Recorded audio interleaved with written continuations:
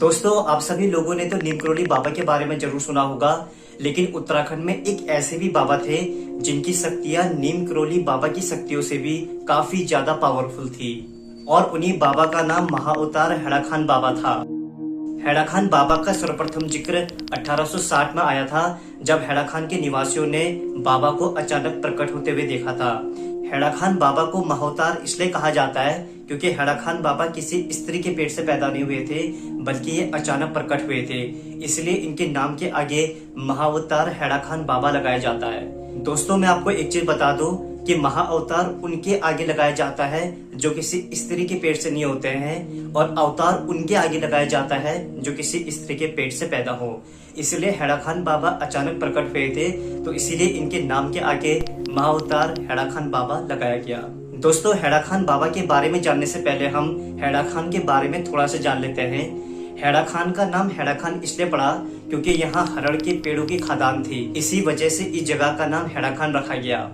तो जब हैड़ा खान बाबा हैड़ा खान में अचानक प्रकट हुए थे, तो लोगों का उनका वास्तविक नाम पता नहीं था और ना ही उनका कोई गोत्र पता था। इसीलिए लोगों ने उनका नाम हैड़ा खान बाबा रख दिया। दोस्तों, जब हैड़ा खान बाबा को पहली बार देखा गया था, तब उनकी उम्र 55 से 60 साल तक के बीच की बताई जाती है। हैड़ा खान बाबा बहुत ही सिंपल थे। वे साईं बाबा की तरह सफेद रंग की एक पोशाक पहनते थे।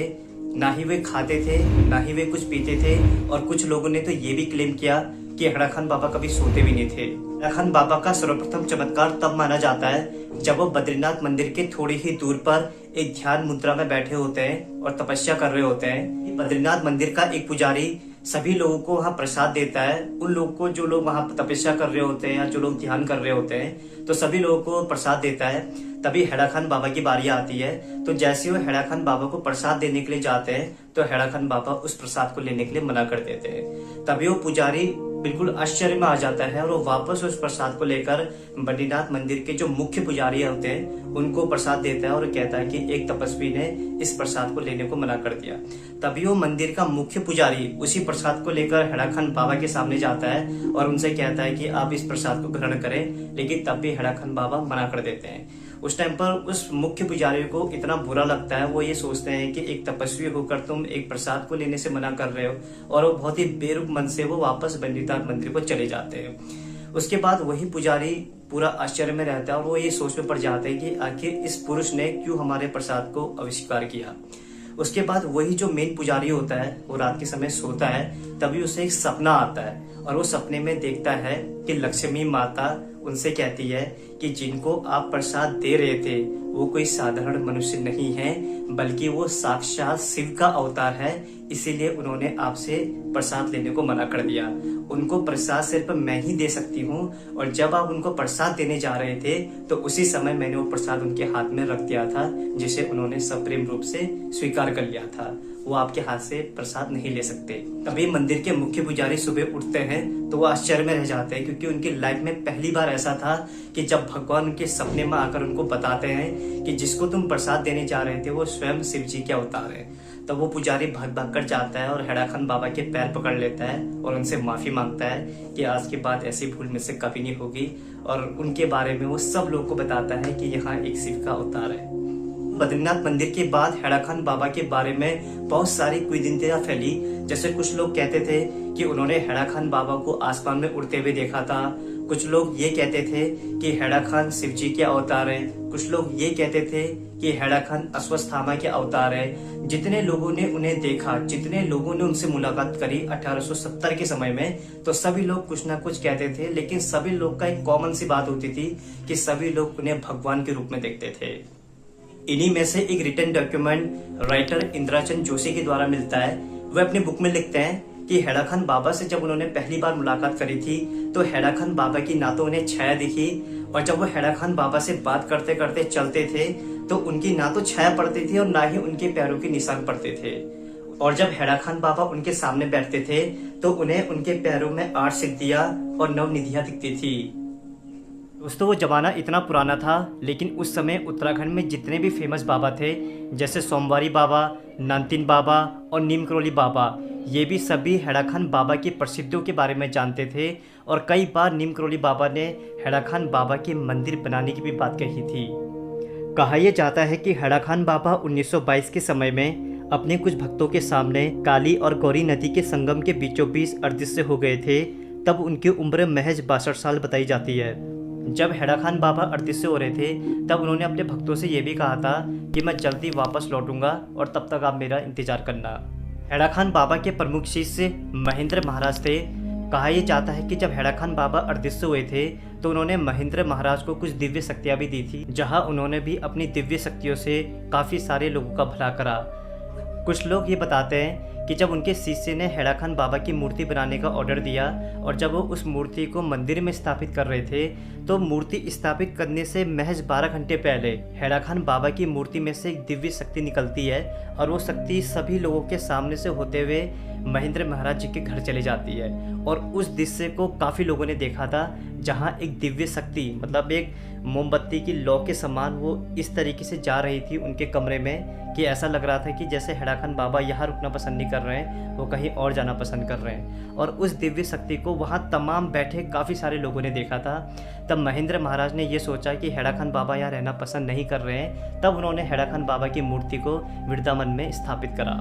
महेंद्र महाराज की दिव्य शक्तियों का पहला प्रमाण उनके एक भक्त के द्वारा दिया जाता है, जहां उनके भक्त बताते हैं कि रोजमर्रा की तरह हम घर को जाते हैं, लेकिन तभी महेंद्र महाराज उनको पीछे से आवाज़ देते हैं और उनसे कहते हैं कि रोज़ तुम अपने घर शॉर्टकट रास्ते से ही जाते हो, लेकिन आज तुम शॉर्टकट रास्ते से अपने घर को मत जाना, आज लंबे रास्ते से ही अपने घर को जाना। उनका भक्त उस टाइम पर समझ नहीं पाता है कि बाबा ऐसा क्यों कह रहे हैं, लेकिन वो कहते हैं कि चलो महेंद्र महाराज है, ये हमारे बाबा के समान है, अब ये हमसे कह रहे हैं कि लंबे रास्ते जाना है तो लंबे रास्ते अपने घर को चले जाते हैं। तभी उनको अगले दिन पता चलता है कि जिस शॉर्टकट रास्ते में वो जाने की बात कर रहे थे वहाँ 3 शेरों ने एक भैंस को मारा होता है और वो 3 शेर काफ़ी भूखे होते हैं। तब उनका भक्त सोचता है कि अगर कल महेंद्र महाराज मुझे उस रास्ते से जाने को मना नहीं करते तो हो सकता था कि आज मैं इस दुनिया में नहीं होता। हैड़ा खान बाबा के बारे में एक बात ये भी बताते हैं कि हैड़ा खान बाबा हैड़ा खान में ही प्रकट नहीं हुए थे, बल्कि ये उत्तराखंड के साथ साथ कई सारे देश विदेशों में भी पैदा हुए थे, जिसमें आपका इटली, फ्रांस, जर्मनी ये 3 हैं। इसके अलावा हैड़ा खान बाबा रूस में भी कई बार दिखाई दिए। तो इसीलिए जब भी आप नैनीताल के हैड़ा खान मंदिर जाएंगे तो वहाँ आपको देश विदेश के लोग काफ़ी ज़्यादा दिखेंगे, क्योंकि उन लोगों को हैड़ा खान बाबा से इतनी ज़्यादा आस्था है, क्योंकि हैड़ा खान बाबा ने जो चमत्कार उत्तराखंड में दिखाए थे वही चमत्कार उन्होंने फ्रांस, जर्मनी, इटली और रशिया में भी दिखाए थे। अब ये बात तो हैड़ा खान बाबा और उनके शिष्य महेंद्र महाराज की हुई, जो कि 1860 से लेकर 1922 तक रहे। लेकिन इसके बाद अब असली कहानी शुरू होती है जब हैड़ा खान बाबा हैड़ा खान में दोबारा प्रकट होते हैं। साल है 1970 का, जब हैड़ा खान बाबा हैड़ा खान मंदिर के एक जस्ट नीचे वाली गुफा में अचानक प्रकट होते हैं। लेकिन इस बार वे 55-60 साल के नहीं होते हैं, इस बार वे 26-27 साल के एक जवान नवयुवक की तरह वहाँ बैठे होते हैं, जो कि वहाँ तपस्या कर रहे होते हैं। तभी ग्रामीण लोग वहाँ आते हैं और उनसे पूछते हैं कि आप कौन, तो वे अपने आप को हैड़ा खान बाबा बताते हैं। लेकिन उस जमाने के जो 1922 के टाइम के जो नवयुवक होते हैं वो 1970 में काफ़ी बूढ़े हो जाते हैं, तो वो अपनी छवि में बताते हैं कि हमने तो हैड़ा खान बाबा को काफ़ी वृद्ध देखा था और आप 50-60 साल की बात आ रहे हो, तो आप इतने जवान कैसे हो गए। तो हैड़ा खान बाबा अपने बारे में बताते हैं, लेकिन हैड़ा खान बाबा की उस समय पर कोई बातें नहीं मानता है और यहाँ पर कोई हैड़ा खान बाबा पर कोर्ट केस लग जाता है। लेकिन इंटरेस्टिंग बात यहाँ पर को होती है कि हैड़ा खान बाबा के जो जो चमत्कार थे, चाहे वो रशिया में हो, जर्मनी में हो, इटली में हो या उत्तराखंड में हो, या फिर उनके शिष्य महेंद्र महाराज के द्वारा किए गए दिव्य शक्तियाँ हो, उन सभी के बारे में हैड़ा खान बाबा कचहरी में सारी बातें बता देते हैं। और वहाँ बैठे जितने भी लोग होते हैं सब लोग हौचक्के में पड़ जाते हैं, सब लोग सरप्राइज्ड हो जाते हैं कि आखिर कैसे एक 26-27 साल का लड़का इतनी सारी चीज़ों को इतनी सटीकता के साथ बता सकता है। उसके बाद जब हैड़ा खान बाबा कोर्ट से बाहर आते हैं तो वे सेम वैसा ही चमत्कार करते हैं लोगों के सामने, जो चमत्कार 1860 के समय पुराने वाले हैड़ा खान बाबा करते थे।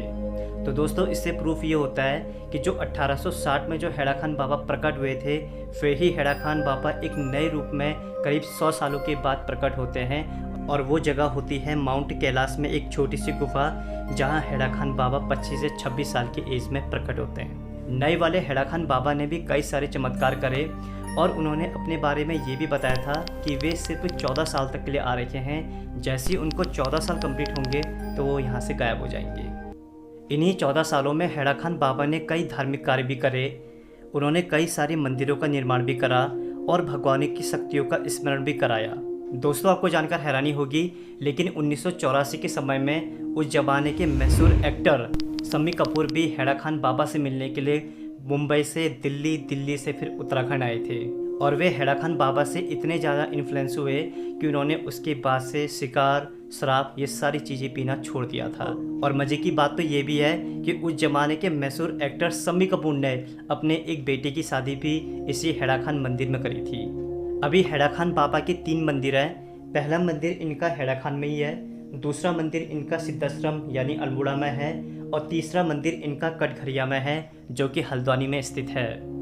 अब दोस्तों हैदर खान बाबा के कंक्लूजन की अगर हम बात करें तो हैदर खान बाबा स्वयं एक शिव के अवतार माने जाते हैं, जिन्होंने अपनी काफ़ी सारी लीलाएं नैनीताल में करी थी। हैदर खान बाबा की शक्तियों को बाबा नीम करोली भी मानते थे, और उन्होंने भी हैदर खान बाबा के मंदिर के लिए और सोमवारी बाबा के मंदिर के लिए भी कई बार लोगों से कहा था। इसीलिए सोमवारी बाबा का पहला मंदिर आपको पदमपुरी में देखने को मिल जाएगा, और दूसरा मंदिर इनका आपको काकड़ी घाट में देखने को मिल जाएगा, और ये दोनों ही इलाके नैनीताल क्षेत्र के अंदर आते हैं।